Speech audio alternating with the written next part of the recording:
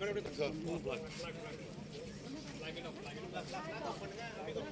பேரும் சேர்ந்து ஒண்ணா பண்ணுங்க.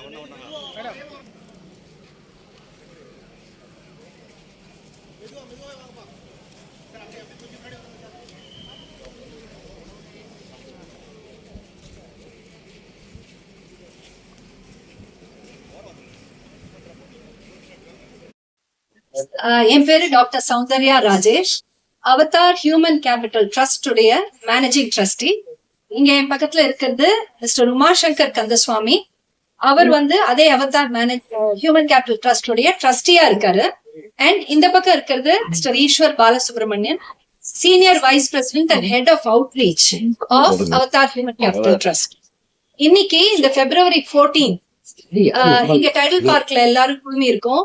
இங்க ஒரு 400 இளம் வயது பசங்க ஸ்கூல்ஸ்லயும் காலேஜஸ்லயும் படிக்கக்கூடிய யங் பாய்ஸ், அவங்களுக்கு ஒரு மனமாற்றமும் ஒரு விழிப்புணர்ச்சியும் ஜெண்டர் சாம்பியனா அவங்க மாறக்கூடிய ஒரு ட்ரைனிங்கும் கொடுக்கக்கூடிய ஒரு ஈவெண்ட் இங்க நடந்துட்டு இருக்கு.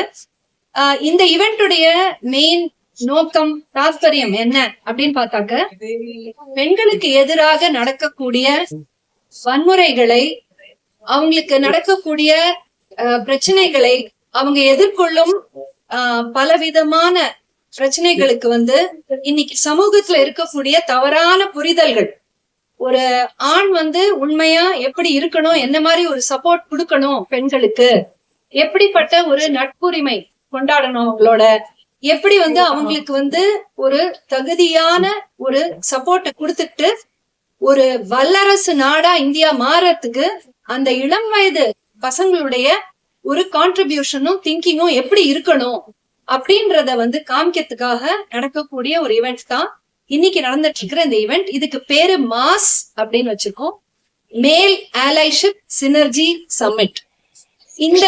இந்த ஒரு சம்மிட், இந்த ஒரு ஈவெண்ட்டுக்கு மிக முக்கியமான ஒரு நோக்கம் என்ன அப்படின்னா, நம்மளுடைய நாட்டுல நீங்க பார்க்கக்கூடிய ஒர்க் பிளேசஸ்ல, முக்கியமா எல்லா விதமான ஒர்க் பிளேசஸ்லயும் பெண்கள் ரொம்ப கம்மி நிலையில இருக்காங்க, ரொம்ப கம்மி நம்பர்ல இருக்காங்க.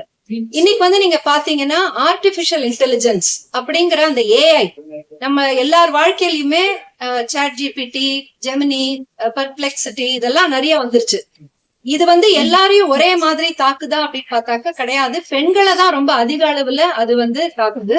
ஏன்னா பெண்களுடைய வேலை வாய்ப்பை அந்த ஏஐங்கிறது எடுத்துடுறது.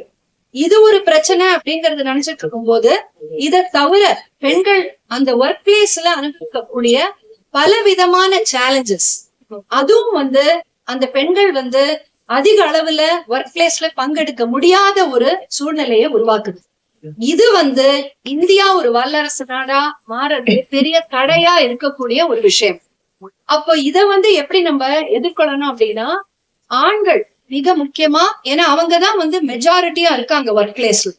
அப்படி இருக்கக்கூடிய அந்த ஆண் மகன்கள் எப்படி தன்னை மாத்திக்கணும், உண்மையான ஒரு ஹீரோயிசம் அப்படிங்கிறது என்ன அப்படின்றத இளம் வயது பசங்களுக்கு நம்ம சொல்லி கொடுத்தோம்னாக்க, அவங்க நிச்சயமா ஒரு ஜெண்டர் சாம்பியனா, உண்மையான சேஃப்டி கொடுக்கக்கூடிய ஒரு ஆண் மகன்களா அவங்க வளர்ந்து காலேஜஸ்ல, ஸ்கூல்ஸ்ல, சொசைட்டில, ஒர்க் பிளேஸ்ல எல்லா இடத்துலயுமே விமென் சேஃபா இருக்கக்கூடிய ஒரு சூழ்நிலையை உருவாக்குறதுக்காக தான் இந்த ஒரு ஈவெண்ட் நடக்குது.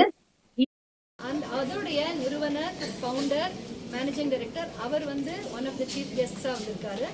அதை தவிர டாக்டர் ஜி வனிதா, அவங்க DGP of crime against women, அந்த ஒரு செல்லுடைய ஒரு மிகப்பெரிய ஒரு தலைமை பொறுப்பில் இருக்கக்கூடியவங்க.